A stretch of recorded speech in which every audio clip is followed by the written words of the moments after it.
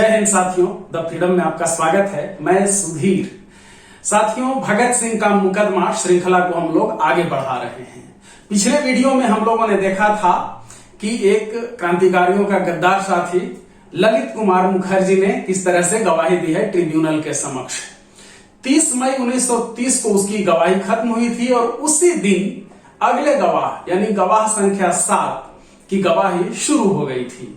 गवाह संख्या 7 का नाम था राम शरण दास, जो कि क्रांतिकारियों से जुड़े हुए एक शख्स का ये नाम है।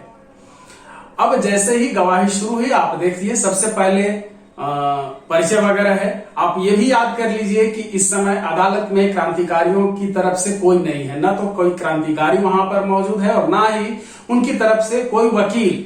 सिर्फ वहां जज हैं, ट्रिब्यूनल का पूरा पैनल, तीनों जज मौजूद हैं, सरकारी वकील मौजूद हैं और जो सरकार की तरफ से दिए गए हैं पुलिसकर्मी या फिर दोनों जेल के असिस्टेंट जेलर, जो आकर के बताते हैं कि सारे अभियुक्तों ने आने से इनकार कर दिया। वो सभी यहां अभी कोई भी अभियुक्तों की तरफ से, क्रांतिकारियों की तरफ से मौजूद नहीं है और मुकदमा चल रहा है, लगातार गवाहियां हो रही हैं। 30 मई 1930 का ये दिन है जब आज की गवाही, एक गवाही पिछले वीडियो में खत्म हुई थी और फिर अगली गवाही, गवाह संख्या 7 राम शरण दास की गवाही शुरू होती है। आप देखिए, राम शरण दास का परिचय दिया गया है। लाहौर षड्यंत्र केस के प्रोसीडिंग बुक पर दर्ज है, वादा माफ गवाह राम शरण दास, पिता का नाम लाला संतराम, जाति खत्री, आयु 41 वर्ष, पता कपूरथला और रोजगार में लिखा हुआ है बेरोजगार। राम शरण दास के बारे में ये जान लीजिए कि उन्हें लाहौर षड्यंत्र केस जो पहला चला था, जो गदर पार्टी वाला मुकदमा चला था, उसमें भी इन्हें सजा मिली थी और बाद में रिहा हुए थे और फिर से नए सिरे से क्रांतिकारियों से जुड़ गए थे भगत सिंह के दल से। जब असेंबली में बम फेंके जाने की बात हुई थी तो शुरुआती दौर में जिन नामों पर चर्चा हुई थी उसमें राम शरण दास भी शामिल थे, इनका नाम भी शामिल था जो शुरुआती चर्चा हुई थी। हालांकि अंत में बटुकेश्वर दत्त और भगत सिंह बम फेंकने गए। तो राम शरण दास बहुत अधिक पुराने क्रांतिकारी थे। सोच लीजिए, अभी जो अदालत में आए हैं 1930 की ये बात है, उस समय इनकी उम्र 41 वर्ष है, जबकि बाकी सभी क्रांतिकारियों की आप उम्र जानते हैं 23-24 साल हो रही थी। तो बल्कि कुछ क्रांतिकारियों की उम्र तो 23 साल से भी कम थी। आइए अब हम लोग देखते हैं कि मोटे तौर पर यह बयान क्या, बहुत ही इंटरेस्टिंग बयान है। राम शरण दास ने बयान देना शुरू किया और बयान देते देते उन्होंने कहा कि ये सब बयान देने के लिए मुझे पुलिस ने कहा है, पुलिस ने मुझे एक दस्तावेज दिया है वो शुरू से, और मुझे पूरा कंठस्थ करने के लिए कहा और कहा कि ऐसे ही बयान देना है, जबकि ये सारी बातें झूठी है। मैंने बयान दिया है अदालत में पहले भी, स्पेशल मजिस्ट्रेट के यहाँ या मजिस्ट्रेट के सामने, लेकिन वो सारे बयान झूठे हैं, अधिकांश उसकी बातें झूठी हैं। और जब भी कोई पुलिसकर्मी आता है तो वो नया पुलिस, पिछला वाला अगर ट्रांसफर हो जाता है तब अगला उसका होता है, तो नए वाले को वो कागज दे देता है और वही कागज मुझे कंठस्थ कराया जाता है। और एक कागज भी उन्होंने, एक दस्तावेज भी उन्होंने अदालत को सौंप दिया था कि देखिए मुझे जबरदस्ती ये रटवा करके बयान दिया जा रहा है। ये बहुत बड़ी बात थी। ये अदालत में इससे खुलासा होता है कि कैसे गवाहों से बयान पुलिस ने दिलवाए थे। ब्रिटिश सरकार जो भगत सिंह और उनके साथियों के खिलाफ ये मुकदमा चला रही थी, तो कैसे गवाहों को रटवा करके और क्रांतिकारियों के खिलाफ झूठे सच्चे बयान दिलवाए जा रहे थे। आइए हम लोग जो बयान का मुख्य अंश है उसको हम लोग देख लेते हैं। राम शरण दास बयान देने जा रहे हैं। अपने बयान की शुरुआत में राम शरण दास बताते हैं कि मुझे 1915 में लाहौर षड्यंत्र केस में आजीवन कारावास काले पानी की सजा हुई थी। 29 सितंबर 1927 को मुझे रिहा कर दिया गया। सजा पूरा हो गई थी इसलिए या फिर अस्वस्थ होने के आधार पर रिहा किया गया, लेकिन मुझे रिहा कर दिया गया 19 सितंबर 1927 को। रिहा होने के बाद पहली बार 1927 में लाहौर आया था। यहां आकर सरदार किशन सिंह के मकान पर ठहरा, जो सरदार अजीत सिंह के भाई हैं तथा मुकदमे में दोषी भगत सिंह के पिता हैं। और एक दिन एक रात में वहां ठहरा था सरदार किशन सिंह के मकान में। वहीं मैं अभियुक्त सुखदेव से मिला था जो भगत सिंह के साथ था, और उन दोनों की बातों से यह पता चला कि दोनों ही बहुत अच्छे देशभक्त हैं और विद्यार्थियों में देशभक्ति की भावना का प्रचार करना चाहते हैं। तो मैंने उनको सुझाव भी दिया कि भाषण से देशभक्ति का प्रचार करने के बजाय बेहतर होगा कि किताब वगैरह के माध्यम से, साहित्य के माध्यम से देशभक्ति का प्रचार किया जाए, और उन दोनों ने इस बात को मंजूर भी कर लिया। इसके फिर बाद मैं लाहौर आता जाता रहा, 1-2-3 बार और मैं आया हूं, और भगत सिंह और सुखदेव वगैरह से मैं मिला करता था। मैं चाहता था कि ये सभी महात्मा गांधी के रास्ते पर चलें और शांति से काम करें, लेकिन असेंबली में जब इन लोगों ने बम फेंका तब मुझे पता चला कि ये लोग हिंसा के रास्ते पर हैं। मुझे इससे पहले ये जानकारी नहीं थी, और जो बम फेंका गया इसकी जानकारी मुझे अखबारों से मिली।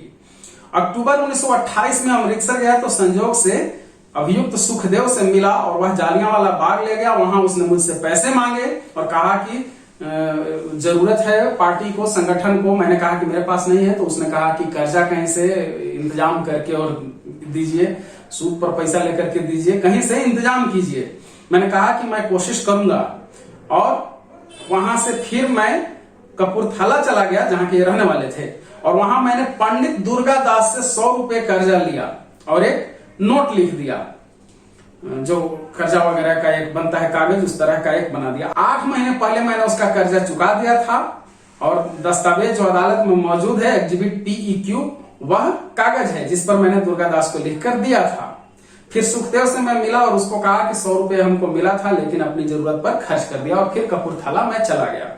इतना बयान देने के बाद फिर रामशरण दास ने कहना शुरू किया कि मुझे पुलिस हिरासत में नहीं रखा जाए, मुझे अलग रखा जाए। होता यह था कि सरकारी गवाहों को, जितने भी सरकारी गवाह बनाए गए थे या वादामाफ गवाह बनाए गए थे, उन सबको अलग रखा गया था। जो बाहर से के गवाह थे, जैसे कोई गाड़ी वाला है, फोटो वाला है, रास्ता वाला है, मकान मालिक है, पुलिस वाला है, तो उन लोगों की तो खैर अपनी जगह पर सब लोग हैं, लेकिन क्रांतिकारियों में से जो वादामाफ गवाह बनाया गया था, उन्हें पुलिस ने अपने पास रखा था, यह कह करके कि क्रांतिकारियों से इनकी जान को खतरा है, और अलग रह करके उनको बयान रटवाया जाता था। रामशरण दास ने, जो अभी आपने पहले देखा, उस बयान के बाद अचानक कहा कि मुझे पुलिस हिरासत में नहीं रखा जाए। पुलिस तो अदालत चौंक गई कि आखिर क्या हुआ, और फिर देखिए कि क्या क्या वो कहते हैं। रामशरण दास कहते हैं, मैं अदालती हवालात के बजाय जेल में जाना चाहता हूं, क्योंकि मैं पुलिस वालों के साथ नहीं रहना चाहता।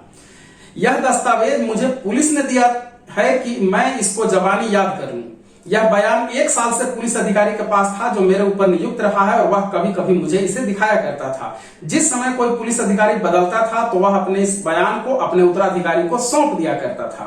और यहां पर रामशरण दास एक कागज अदालत को देते हैं। इसके बाद अदालत का आदेश आता है कि इस गवाह को लाहौर की बोस्टल जेल की जुडिशियल हवालात में रखा जाए तथा पुलिस हिरासत में नहीं रखा जाए। कल उसे अदालत में पेश किया जाए, अथवा उसको मुकदमे के अन्य दोषियों के साथ भी मिलने न दिया जाए। तो ये आप देख रहे हैं कि अदालत का आदेश हो गया कि अब पुलिस की हिरासत में नहीं रखा जाए, बल्कि बोस्टल जेल में न्यायिक हिरासत में रखा जाए। तो यहां के बाद अगले दिन 31 मई 1930 को बयान जारी होता है रामशरण दास को ही, और वो कहते हैं कि मैंने सुखदेव को 100 रुपए की राशि नहीं दी थी। साथ ही सुखदेव को मिलने के बाद मैं उसके साथ आगरा में जाकर के कपूरथला आ गया था। सुखदेव के साथ मैं कभी दिल्ली नहीं गया, मैं कभी आगरा नहीं गया, और न ही वहां भगत सिंह और बटुकेश्वर दत्त को इकट्ठे देखा था। कपूरथला से मैं लाहौर आया, और फिर वहां से कलकत्ता चला गया। और उसके बाद कुछ सवाल वगैरह किए जाते हैं कि इस तरह के सवाल के साथ ये लिखे जाएं। आगे रामशरण दास कहते हैं कि मैं कपूरथला में गिरफ्तार हुआ था, पहली बार 6 जून को लाहौर लाया गया, 13 जून को मैंने मजिस्ट्रेट साहब के सामने बयान दिया।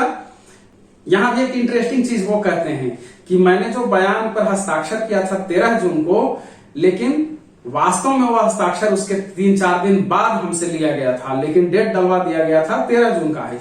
और अदालत में जो मेरे हस्ताक्षर से दस्तावेज रखा हुआ है, वो वह वाला कागज नहीं जिस पर मैंने साइन किया था, ये दूसरा है, और असली कागज कहाँ है मुझे नहीं पता है।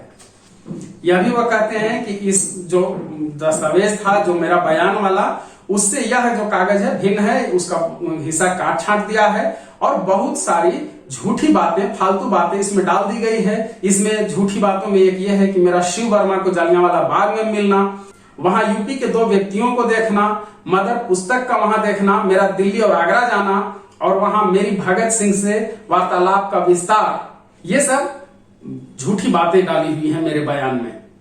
आगे वो कहते हैं कि 25 जून को मुझे अतिरिक्त जिला मजिस्ट्रेट के समक्ष पेश किया गया था। मैंने उस समय उनसे कोई ऐसी याचना नहीं की थी कि प्रदर्श पीईआर जिस पर पुलिस ने मेरे हस्ताक्षर करवाए हैं वह वास्तव में मेरा सही बयान नहीं था, तथा न ही मैंने उनसे यह पूछा था कि जिस कागज पर अतिरिक्त जिला मजिस्ट्रेट ने मेरे हस्ताक्षर कराए थे। एग्जिबिट पीईआर में कही हुई बातों के अलावा और भी ऐसी बातें हैं जो मैंने कही नहीं थी। मैंने मेरी बातों के अलावा भी बहुत सारी झूठी बातें उसमें हैं। एग्जिबिट पीईआर पर मैंने 13 जून की तारीख इंस्पेक्टर अत्ताउल्लाह के दबाव में डाली थी और इस पर मैंने कोई ऐतराज नहीं किया था, क्योंकि वादा माफ गवाह ऐसी स्थिति में नहीं होते कि वो कुछ कह सके, उन्हें पुलिस की बात माननी ही होती है। रामशरण दास बयान दे रहे हैं कि अगले दिन यानी 26 जून को मुझे लाला मुलक राज मजिस्ट्रेट के समक्ष ले जाया गया। वहां मैंने बयान दिया। मेरे बयान लिखने के बाद उसने मुझे यह बयान पढ़कर सुनाया और फिर मैंने हस्ताक्षर किए थे। आगे फिर सवाल जवाब होता है रामशरण दास से। जस्टिस आगा हैदर के सवाल के जवाब में कहते हैं कि मेरे 26 जून 1929 वाले बयान में कुछ ठीक है और कुछ गलत। सरकारी वकील जो सवाल करता है उसके जवाब में कहते हैं कि जब सरदार किशन सिंह के मकान पर मैं भगत सिंह तथा सुखदेव को मिला था तो मुझे यह नहीं पता चल पाया था कि उन्होंने कोई गुप्त संगठन बना रखा था, और न ही मुझे यह पता चला था कि उस संगठन की शाखाएं यूपी यानी संयुक्त प्रांत में भी हैं। यहाँ पर रामशरण दास को उनके 26 जून 1929 वाले बयान की पंक्तियां पढ़ करके सुनाई गई। तो वो कहते हैं कि मुझे यह भी पता चला कि ये लोग खुल्लम खुला प्रचार कर रहे थे, और मुझे बाद में पता चला कि उन्होंने एक गुप्त संस्था बना रखी थी जिसके उद्देश्य लाहौर साजिश केस वाली गदर पार्टी वाले ही थे। यहाँ पर सवाल पूछा जाता है कि क्या तुमने यह तथ्य मजिस्ट्रेट को बताए थे? तो रामशरण दास कहते हैं कि हाँ, मैंने यह कुछ पुलिस के कहने पर ही कहा था जो कि सच नहीं था। फिर सवाल किया जाता है कि क्या तुमने मजिस्ट्रेट को यह बताया था कि इस पार्टी का उद्देश्य अंग्रेजी शासन को हर संभव तरीके से जड़ से उखाड़ना था तथा विद्रोही भावनाओं का प्रचार प्रसार करना था, खास करके युवाओं में? तो जवाब में कहते हैं कि मैंने ऐसा कहा था, लेकिन यह झूठ कहा था। फिर आगा हैदर के सवाल के जवाब में कहते हैं कि मैंने ऐसा पुलिस अधिकारियों के निवेदन पर किया था, अर्थात इंस्पेक्टर अत्ताउल्लाह, कपूरथला के पुलिस सुपरिटेंडेंट और एक सरदार अधिकारी जिसका नाम मुझे याद नहीं है, उन लोगों के कहने पर मैंने ऐसा बयान दिया था। फिर सरकारी वकील सवाल करता है कि क्या तुमने मजिस्ट्रेट को यह बताया था कि तुम 28 अक्टूबर 1928 को किसी निजी काम के लिए अमृतसर गए थे और वहां संयोग से सुखदेव से भेंट हो गई थी, जो तुम्हें शाम के समय एक मकान में ले गया था जहां तुम्हें यूपी के 2 नवयुवक मिले थे? तो जवाब में रामशरण दास कहते हैं कि मैंने तो बयान दिया था। यह तो सही है कि मैं अमृतसर गया था और सुखदेव को मिला भी था, परंतु यह गलत है कि वह मुझे मकान में ले गया था और वहां मुझे 2 यूपी के नवयुवक मिले थे। फिर सवाल किया जाता है कि क्या तुम मजिस्ट्रेट को यह बताया था तुमने कि तुम उस रात वहीं ठहरे थे? तो जवाब में कहते हैं कि हाँ, मैंने कहा तो था, लेकिन वह झूठ था। उसके बाद भी फिर उनका बयान जारी रहता है। सवाल जवाब भी इसी तरह से वो जवाब में हमेशा कहते हैं कि मजिस्ट्रेट को हमने ऐसा कहा था, लेकिन ये झूठ कहा था। यह भी एक सवाल किया गया था रामशरण दास से कि क्या तुमने मजिस्ट्रेट को लिखवाया था कि मैंने भगत सिंह को कहा था कि मैं कलकत्ता जाने वाला हूं, और इस पर उन्होंने कहा कि मैं अपने मित्रों से बम आदि प्राप्त करने का यत्न करूं? तो कहते हैं कि हाँ, ऐसा लिखवाया था, लेकिन यह गलत था। फिर सवाल किया जाता है कि क्या तुमने मजिस्ट्रेट को लिखवाया था कि 25 फरवरी की सुबह जब मैं शहर से वापस लौट रहा था तो संयोग से सुखदेव को मिला और वह मुझे गवाल मंडी वाले मकान पर ले गया? जवाब उन्होंने दिया कि हाँ, यह बयान सही है। वहां पर 4-5 व्यक्ति बैठे थे जिनके नाम मैं नहीं जानता, भगत सिंह उनमें नहीं था। सवाल फिर से किया जाता है, क्या तुमने मजिस्ट्रेट को लिखवाया था कि 2 सिखों ने मुझे लोहे का खोल दिखाया और कहा कि यह बम का खोल है और लाहौर में ही तैयार हुआ है? जवाब देते हैं कि मैंने यह बयान दिया था, लेकिन यह गलत है, झूठा बयान है। फिर अदालत के सवाल के जवाब में वो कहते हैं कि ये सब बयान मैंने पुलिस अधिकारियों के कहने पर दिया था। तो साथियों, 30 और 31 मई का जो दिन रहा वो गजब का रहा। खलबली सी मच गई अदालत में, चूंकि जज वगैरह तो थे, वकील थे, और कुछ दर्शक दीर्घा में लोग जो रहते थे, पत्रकार थे, उन सब ने देखा कि किस तरह से मुकदमा चलाया जा रहा है, जहां गवाहों को जबरदस्ती पुलिस अधिकारी बयान देने पर मजबूर कर रहे हैं और झूठी गवाहियां रटवा करके दिलवाई जा रही हैं। बहुत बड़ी ये खलबली थी और 31 मई 1930 का बयान खत्म होता है। रामशरण दास का पूरा बयान यहीं तक है। इसके बाद रामशरण दास को अलग रख दिया गया और उन्हें हॉस्टाइल घोषित कर दिया गया कि मतलब ये सरकार के खिलाफ ये भी हैं। सरकारी जो वादा माफ गवाह उन्हें बनाया गया था उससे उनको उनकी उस सूची से इनका नाम बाहर निकाल दिया गया। हम लोग देख रहे हैं भगत सिंह का मुकदमा और ये श्रृंखला अभी चलती रहेगी। धन्यवाद साथियों, जय हिंद, इनकलाब जिंदाबाद। जय हिंद दोस्तों, आपके लिए हम लगातार पेश कर रहे हैं अमर क्रांतिकारियों की कहानियां।